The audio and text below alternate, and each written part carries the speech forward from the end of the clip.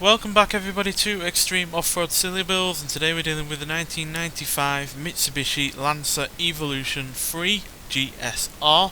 This now has 798 horsepower, 603 pounds-feet of torque from a 3 litre twin turbocharged inline 6 engine. The car itself now weighs 2,592 pounds, still has its all-wheel drive system, but it now has off-road tyres and off-road suspension, and it can now do 0 to 60 in 3.334 seconds. And 0 to 100 in 6.355 seconds, while going on to a top speed of 224 miles an hour. So the fastest Mitsubishi we've had on this series so far has been another version of a Lancer Evolution, and that's the Sierra Enterprises Time Attack version, which put in a stonkingly great good time at 3 minutes 15.879 and was originally in the top 40. So hoping this can do as well as that, if not better. It's certainly got some impressive stats on its side to back that up. The off-road capability, braking, launch, acceleration and top speed are all excellent, and the handling, even though it's on the low side for what would be like a normal race, it is still fairly good for this series. So yeah, I'm hoping this can do as well as that current fastest Mitsubishi, especially since I actually really rather like this car in stock form, and it is currently available in the festival playlist for only 20 points. I'm not reviewing it though, because I have already done a review of this car on Forza Motorsport, the latest one of that series, when this car was added to that game, purely because I didn't expect it to actually be added to this game. So yeah, but that review only came out in July, so yeah, and my views on this car have not changed. It's a really good fun car to drive.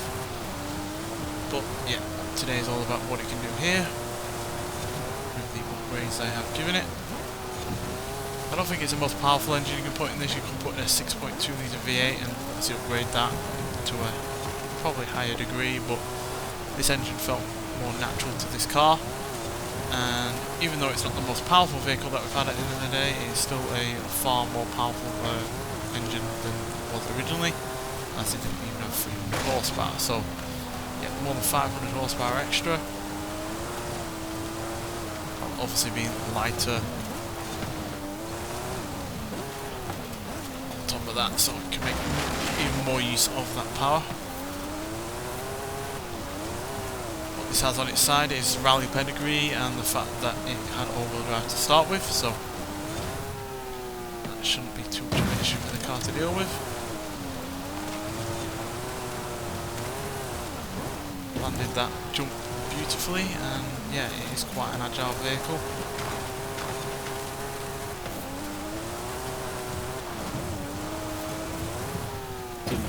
So it's quite lightweight. It's not the smallest car that we've ever had on this series by any means, but it's definitely one of the lighter ones given its power.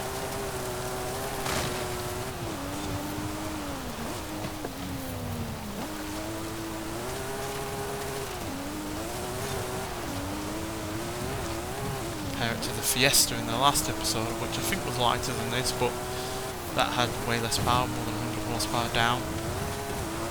So I think the extra power in this is going to make that difference.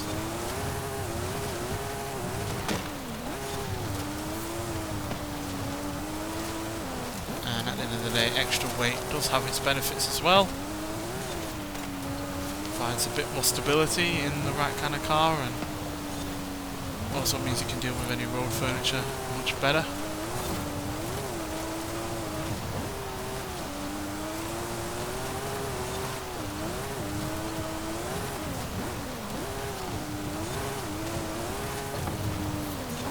This is superbly controlled. Feels fast, but it's not out of control.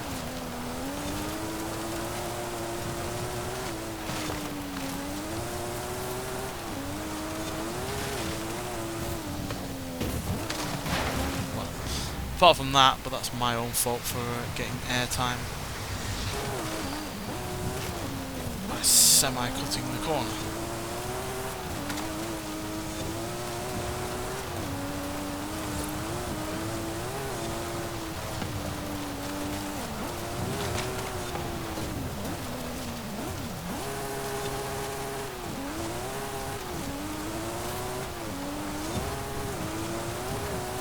We're not going to be the fastest Mitsubishi ever, but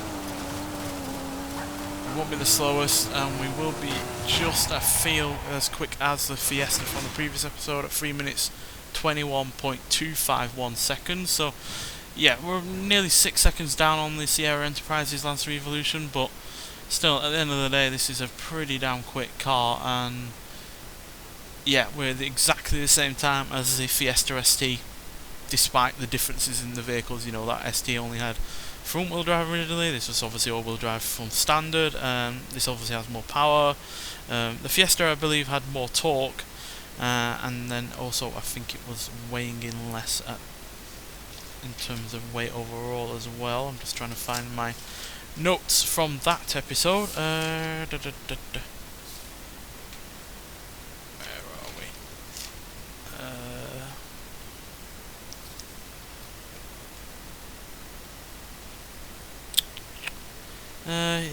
Yes. So yeah, the Fiesta was slightly lighter at 2,447 pounds, whereas obviously we were 2,592.